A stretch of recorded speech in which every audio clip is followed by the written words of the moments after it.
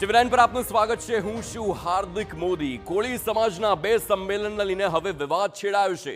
એક સમાજ અને બે સંમેલનથી હવે વિવાદ છેડાયો, જેમાં 14 તારીખે કુંવરજીભાઈ બાવળિયાએ કર્યું છે સંમેલનનું આયોજન અને 21 તારીખે હીરા સોલંકીએ દિલ્હીમાં કર્યું છે સંમેલનનું આયોજન।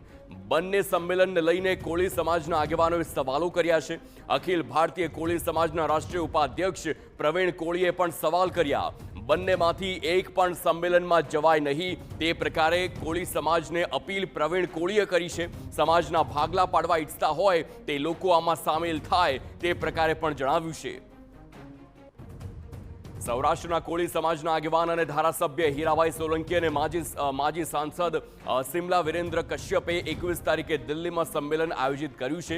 રાજ્ય સરકારના પ્રધાન અને ચંદ્રવદન પીઠાવાલાએ પણ 14 તારીખે સંમેલનનું આયોજન કર્યું હોય અને હવે આ બધાની વચ્ચે સવાલ એ થાય છે કે સમાજ એક છે તો સંમેલન શા માટે બે થઈ રહ્યા છે।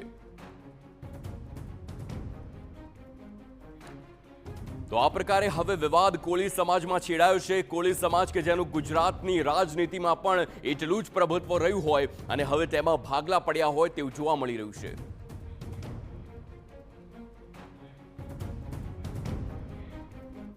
તો આખું જે કોળી સમાજનો વિવાદ છેડાયો છે તેને લઈને વધુ વિગતો મેળવીશું। સંવાદદાતા મોહિત ભટ્ટ સાથે લાઈવ જોડાઈ ગયા છે। મોહિત, સવાલ ચોક્કસથી થઈ રહ્યા છે કારણ કે સમાજ ઈચ્છે છે કે સમાજના ભાગલા ન પડે, પરંતુ ક્યાંક ને ક્યાંક જે વર્ચસ્વની લડાઈ હોય તે ચરમસીમા પર જોવા મળી રહી છે। આ બધાની વચ્ચે સવાલ એ કે કયા આગેવાન વધુ લોકપ્રિય છે સમાજમાં અને તેની શું વધુ વિગતો મળી રહી છે?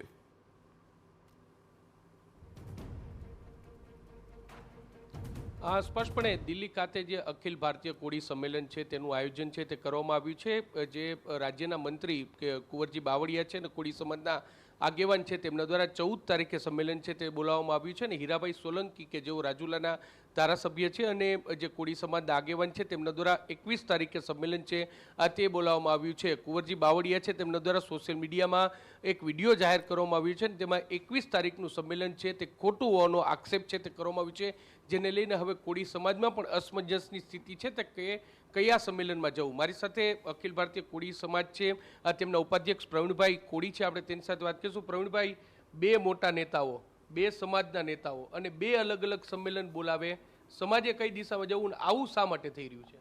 મેં તમામ મીડિયા ચેનલોમાં હમણાં જ નિવેદન આપ્યું છે કે દિલ્હીની અંદર જે પહેલું સંમેલન છે 14 તારીખનું એ કુંવરજીભાઈ બાવળિયાનું છે અને બીજું જે 21 તારીખનું છે એ માજી સાંસદ સિમલાના વિરેન્દ્રજી કશ્યપ છે અને ગુજરાતમાંથી હીરાભાઈ છે।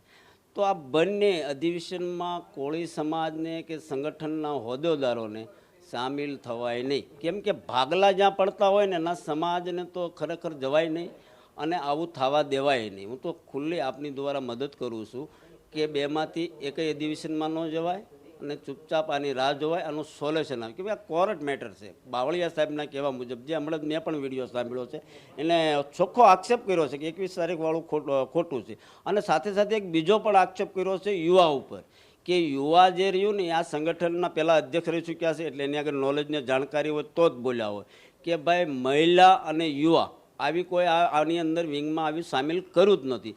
તો આ તો ખોટું છે। તો યુવાનોને આ લોકો ગુમરાહ કરી રહ્યા છે, મહિલાને મતલબ હોદ્દા આપી યુવાનોને લેટર આપીને એનો ફાયદો ઉપાડતા હોય ને એને ટેકો લઈને આગળ વધતા હોય, આવું કાંઈક ને કાંઈક સાબિત થાય છે। આવું કુંવરજીભાઈને માનવા મતલબ અત્યારે જે નિવેદન એના મીડિયામાં જોયું એમાં ખુલાસાપૂર્વક એ કહે છે કે યુવા નથી વિંગ। નહીં પ્રવીણભાઈ, જે કુંવરજી બાવળિયા છે તો અખિલ ભારતીય કોળી સમાજના હોદ્દા પર દિલ્હી ખાતે રહી ચૂક્યા છે, હવે હીરાભાઈ પિક્ચરમાં આવ્યા છે એટલે શું માનો છો કે હીરાભાઈને પણ હવે કેન્દ્રીય લેવલે જે કોળી સમાજનું સંગઠન છે એમાં સ્થાન જોઈ છે ને એટલા માટે તેમને આ બીજું સંમેલન બોલાવ્યું? જો આવું તો આ તો મેટર 6 વર્ષથી ચાલી રહી છે, કોરોના કાળથી। અમે પહેલાં આનું સોલ્યુશન નીકળે ને તો આગળ કાંઈક રૂપરેખા બંધાય ને। અત્યારે તો જે ઝઘડો છે, બે મતલબ પ્રમુખ છે, સંગઠન એક છે, પ્રમુખ બે છે, એક બાજુથી વિરેન્દ્રભાઈ અને બીજી બાજુથી કુંવરજીભાઈ। તો આમાં હીરાભાઈનો તો રોલ કાંઈ આવતો જ નથી ને, તો ગુજરાતમાં અધ્યક્ષ છે। અમે ભવિષ્યમાં આની કોઈ ઇલેક્શન, અમારે 3 વર્ષે આનું ઇલેક્શન થાય અને પછી નવા અધ્યક્ષ બનતા હોય છે, આવી પ્રક્રિયા છે। પણ હાલમાં તો આખી મેટર કોર્ટમાં છે એટલે બંને પોતાની જાતને મોટી, હું જે કહું છું કે પોતાની જાતને સમાજથી જે મોટી માની અને જે અધિવેશન કરી રહ્યા છે ને, તો એને સમાજના દર્શન ચોક્કસ થશે, આવી ભૂલ ના કરાય। આવું એમને વિચારવું પડે. સમાજે હવે કઈ દિશામાં જવાનું? કુંવરજીભાઈ ભેગું જવાનું કે હીરાભાઈ ભેગું જવાનું? કોઈની સાથે નહીં. સમાજની રીતે છે. સમાજની કાંઈ પ્રિન્ટ છે એમની આગળ દિલ્હીની અંદર ઈ કરે ખુલાસા કે ભાઈ અમે દિલ્હી ભેગા થાવી છીએ તો અમે કાંઈ શિક્ષણ ભવન ખોલવાના છે, ગુજરાતની અંદર અન્યાય ત્યાં એમાં કાંઈ કરવાના છે. અમે કોળી ઠાકર વિકાસ બોર્ડ રહ્યું ને એનો ચેરમેન તમે નથી બની શકતા ને બે અધિવેશન કરવા નીકળ્યો, તમને કોઈ ખાતું કહેવાવાળું નથી. સ્પષ્ટપણે એટલે જે દિલ્હી ખાતેનું અધિવેશન છે સમાજના ઉદ્ધાર માટે નહીં, પરંતુ આ જે બંને રાજકીય નેતાઓ છે, બંને સામાજિક આગેવાનો છે, તેમને પોતાના વર્ચસ્વ માટે કરતા હોય તેવું સ્પષ્ટપણે માની રહ્યું છે ને એટલા માટે કોળી સમાજના લોકોએ આ અધિવેશનમાં સામેલ ન થવું જોઈએ તેવું પ્રવીણભાઈ છે તેમનું સ્પષ્ટપણે કહેવું છે. જે રાષ્ટ્રીય અધ્યક્ષનો મુદ્દો છે તે કોર્ટમાં પેન્ડિંગ છે, પરંતુ તે વચ્ચે જે અખિલ ભારતીય કોળી સમાજ છે તેના અધ્યક્ષને લઈને ક્યાંક કાવા દાવાઓ છે તે શરૂ થયા હોય તેવું સ્પષ્ટપણે લાગી રહ્યું છે. જી બિલકુલ આભાર મોહિત સમગ્ર માહિતી બદલ. તો હાલ આપણે જોયું કે કેવી રીતે સમાજના બે ભાગલા પડતા જોવા મળી રહ્યા છે, પરંતુ અપીલ સમાજની એવી રીતે કરવામાં આવી છે કે આમાં બંનેમાંથી એક પણ સંમેલનમાં જોડાવું ન જોઈએ.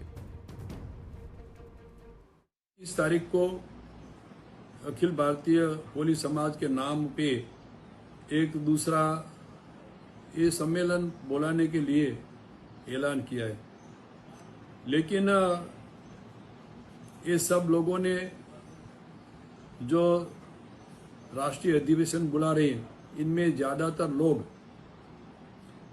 अपने स्वार्थ के लिए और पॉलिटिकली कहीं से बेनिफिट लेने के लिए उन लोगों ने ये 21 तारीख का ये राष्ट्रीय अधिवेशन बुलाने